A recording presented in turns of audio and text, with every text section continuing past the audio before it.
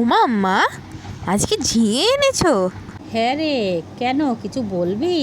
হ্যাঁ, তুমি আজকে যদি একটু চিংড়ি মাছ দিয়ে ঝিঙের ভর্তা করতে তাহলে খুব ভালো হতো। তাই নাকি? তো চিংড়ি মাছ আর ঝিঙের ভর্তা খাবি, চল বানিয়েই ফেলি না। চিংড়ি মাছ তো রয়েছেই ফ্রিজে, ঝিঙেও নিয়ে এসেছি। তো বন্ধুরা, নতুন একটা ভিডিও নিয়ে চলে এসেছি। আজকের ভিডিও হচ্ছে ঝিঙে চিংড়ির ভর্তা। তো ঝিঙে চিংড়ির ভর্তার জন্য প্রথম আমি একটা ঝিঙের যা দাম, ওই জন্য বড়ো দেখে এক পিস নিয়ে এসেছি। ওটাই প্রায় 350-400 ওয়েট আছে। তো ঝিঙেটা আমি খোসা ছাড়াবো না, খোসা শুদ্ধই কেটে নেব। তো কেটে নেওয়ার পরে আমি এক এক করে এর মধ্যে দিয়ে দেবো। ঝিঙের মধ্যে মিক্সারের মধ্যে দিয়ে দিলাম লঙ্কা, রসুন আর ঝিঙে দিয়ে এটাকে ভালো করে পেস্ট করব।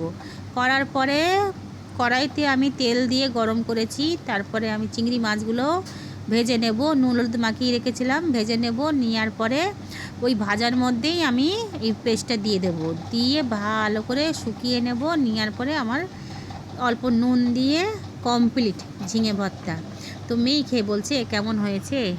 যা সুন্দর দেখতে হয়েছে, একবারে খেয়ে নি। খেতে হয়েছে দারুণ।